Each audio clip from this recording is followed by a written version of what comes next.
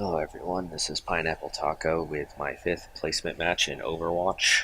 Um, Originally, I had planned to do a double feature Friday, which is a series that I'm interested in because it sounds nice. Um, but instead, I'm going to do a second story time episode, and the topic is battling depression, as the title no doubt alerts you to. And the reason I'm doing that is that it's just been kind of really prevalent and on my mind this week. And I figured it'd be a good commentary topic. Maybe it helps one person. I kind of doubt that, but uh, who knows? I used to be really embarrassed about discussing my mental health, but I'm not really worried about that anymore. So I figured I'd just go through the timeline and discuss my experiences with it, and then make for an interesting topic. So I don't know really when it started, but I know a clear starting point at least would be 2010 or so, the fall of 2010. And there were some circumstances. My grandfather lost the majority of one of his legs that year. And so, it's just a really difficult time for my family. And, I had some changes in friendships, and they were evolving just because we were getting older. And just was a and I was starting a university. I'd moved on from a college, so it just was a time of upheaval.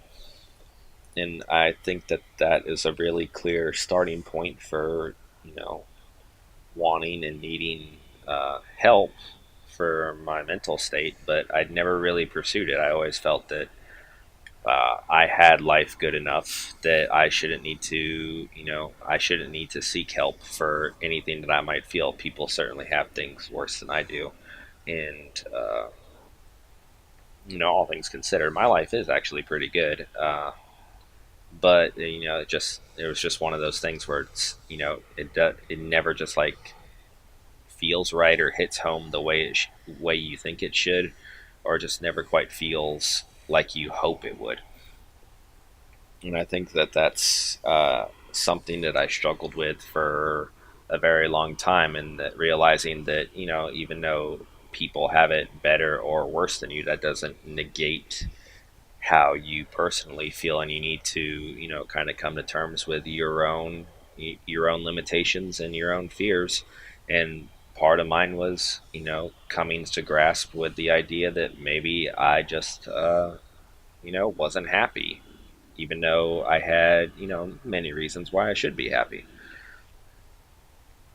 And so I just kind of hid my depression for, I don't know, a very long time. And then sometime, I want to say in 2014, I had a personal crisis, not a family one this time. And it was one of the bigger tipping points. And for a while, I contemplated suicide. I never quite got close to it. It was just something that was, in the back of my mind and slowly moving its way forward. I never tried anything, but it was certainly on my mind. And my mom ended up flying out and spending a few days with me because she was the only one of the two people I was talking to about how I felt about it all. And, she encouraged me to get help, and, spending a couple days with her kind of set me right again. And, you know, that moment of that moment of depression or sadness, it passed, uh, and things went back to being just went back to being kind of the norm. Not good, not great, not bad, just kind of various shades of gray. And then the big tipping point actually happened in the next big tipping point actually happened in August of 2016. Uh, and it's just looking back on it, it's just the dumbest fucking thing. So I was out. I don't remember where I was at, but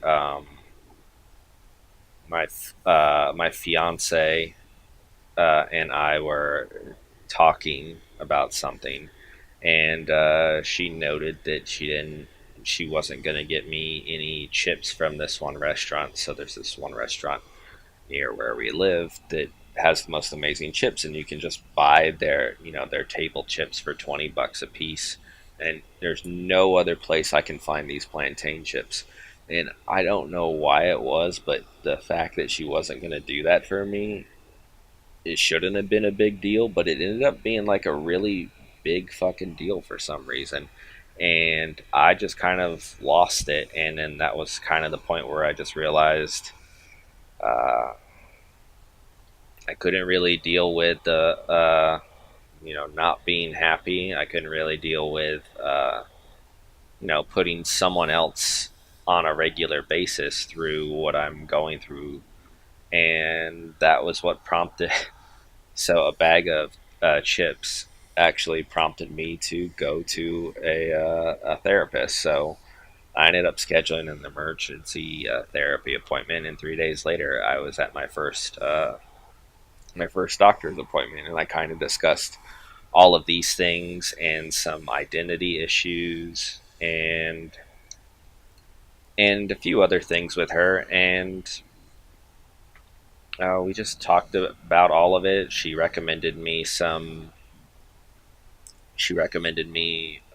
prescribed me some medication, and I've been on that medication for about a year now. It took about 3 or 4 months for it to really kick in and find the right dosage for me.